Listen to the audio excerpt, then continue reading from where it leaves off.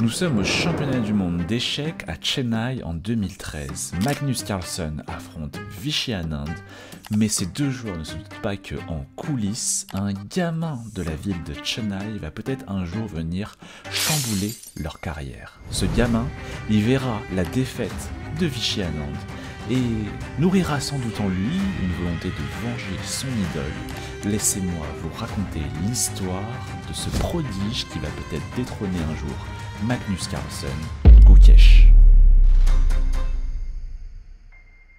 Alors vous pourriez me dire pourquoi s'enflammer, des gamins qui disent qu'ils vont devenir champions du monde, il y en a plein. Il y en a plein comme par exemple Alireza Firouzja, retenez bien ce visage, il va avoir un rôle clé dans la suite. Sauf que des gamins qui peuvent tenir les efforts et les sacrifices que cela demande pendant 5, 10 ou 20 ans, il y en a très peu.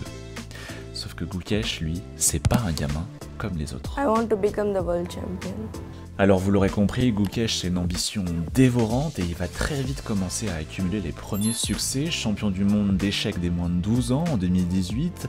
L'année suivante, il va devenir le deuxième plus jeune grand maître de l'histoire à un peu plus de 12 ans et quelques mois. Sauf que Gukesh, il va très vite avoir un problème. Les échecs à haut niveau, ça demande énormément d'entraînement, ça il le fait, mais aussi beaucoup de pratique et de compétition.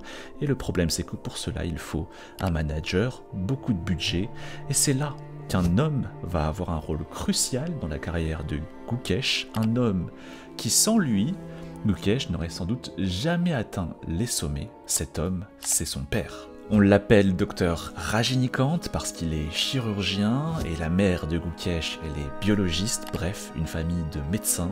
Son père va faire énormément de sacrifices pour pouvoir accompagner son fils dans les plus grands tournois internationaux, si bien qu'au cours des années suivantes, Gukesh va jouer énormément, près de 250 parties par an. Même moi, j'ai eu la chance de le jouer lors du tournoi de Formentera il y a quelques années. Alors vous pourriez me dire, ouais bah c'est facile quand on est entouré d'une famille de médecins. Ouais mais pas tellement, son père insiste pour préciser que tous les médecins ne sont pas logés à la même enseigne en Inde. Il a dû faire énormément de sacrifices, si bien que pour chaque billet d'avion, il devait anticiper 2, 3, 4 tournois à l'avance pour pouvoir rentabiliser au maximum chaque déplacement. At that time we were not financially sound enough to do that, to go for more tournaments. Like every month I cannot go to Europe. It was not, my financial status was not allowing me. So I had to restrict. So whenever I go, I fought for 4 or 5 tournaments, something like that.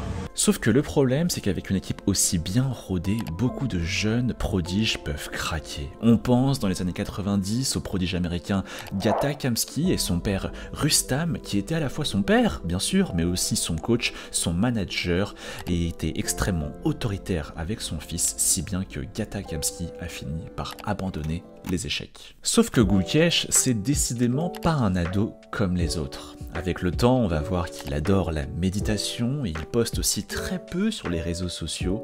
Bref, il a un comportement qui n'est pas forcément celui des ados de son âge. Il va ainsi rapidement accumuler de nombreux succès et en 2021 et 2022, ce sera très clairement un joueur établi dans le top 100 mondial. Mais il y a un problème.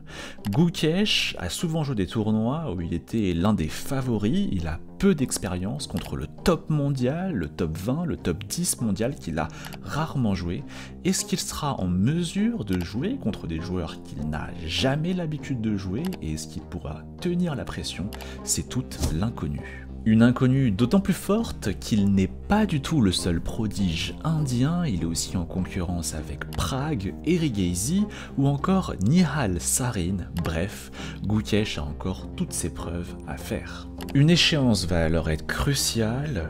Août 2022, encore une fois dans sa ville natale de Chennai en Inde, les Jeux Olympiques des échecs où Gukesh va représenter l'Inde.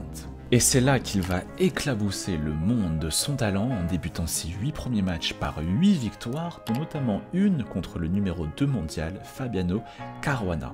Il enchaînera quelques mois plus tard avec une victoire exceptionnelle contre ni plus ni moins que Magnus Carlsen, devenant ainsi le plus jeune joueur de l'histoire à battre Magnus Carlsen depuis que celui-ci est devenu champion du monde. Et la consécration viendra quelques mois plus tard quand il va devenir le numéro 1 indien, mettant ainsi fin à 37 ans de règne de Vishy Anand, ce même Vishy Anand que Gukesh était allé voir avec les yeux éblouis lors de son match contre Magnus Carlsen en 2013, alors que Gukesh venait à peine de connaître les règles du jeu. Mais quel est donc le secret de Gukesh, le phénomène Gukesh? Comment un gamin de 17 ans peut-il faire ainsi trembler le monde des échecs? Vous allez voir qu'un homme, et pas n'importe lequel, va avoir un rôle crucial dans cette carrière si éblouissante.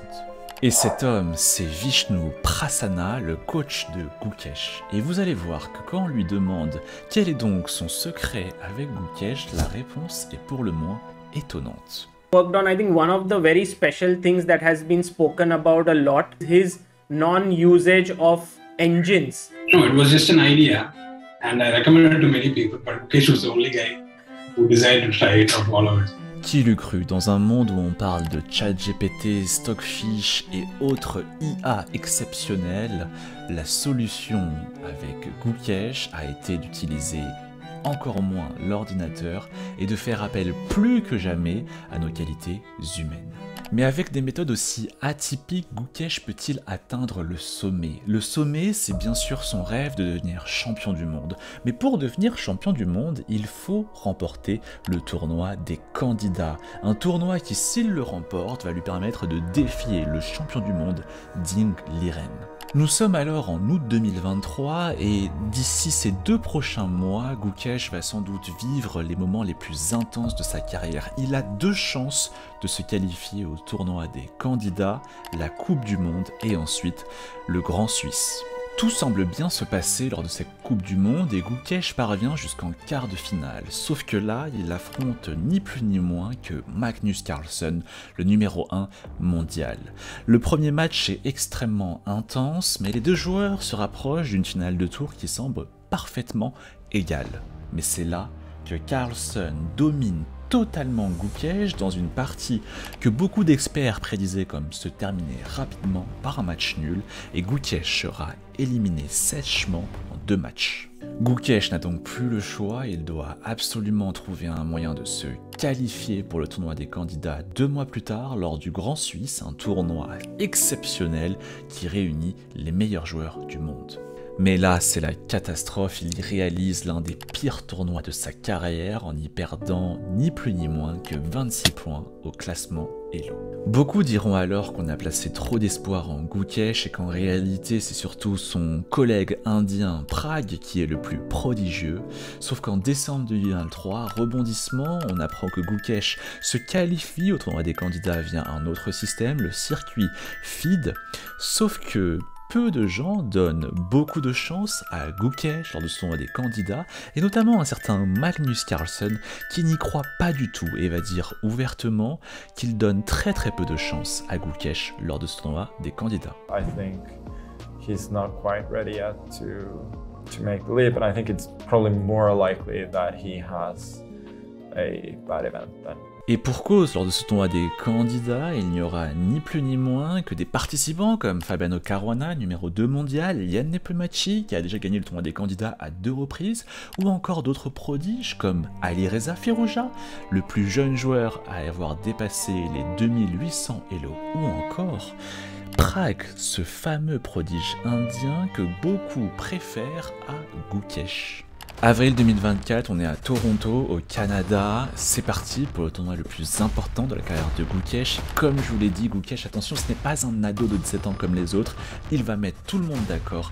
Après 6 matchs, il est en tête du tournoi. Sauf qu'au match suivant, Gukesh doit affronter ce fameux prodige français d'origine iranienne, Alireza Firouzja.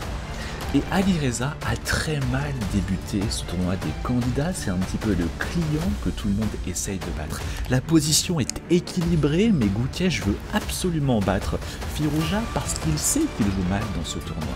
Gukesh prend des risques énormes, tellement énormes, qu'il va finir par se passer l'impensable. 5 seconds, he plays knight f8, and he's found the checkmate. There it is, Gukesh. He puts his hand in the air. He cannot believe it. Ali Reza Firouzja. Et à ce moment-là, tout semble perdu. Personne ne peut se remettre d'une telle défaite, vous imaginez? Sauf que, encore une fois, Gukesh n'est pas un ado de 17 ans comme les autres, il va revenir en force, enchaîner les victoires et finir par remporter ce tournoi des candidats. Il devient ainsi le plus jeune joueur de l'histoire à remporter le tournoi des candidats à 17 ans, 3 ans plus tôt qu'un certain Garry Kasparov, la légende du jeu. Devancer les légendes pour écrire sa propre légende, voici le prochain défi qu'attend Gukesh. En novembre 2024, il va devoir affronter Ding Liren pour devenir ainsi potentiellement le plus jeune champion du monde de l'histoire.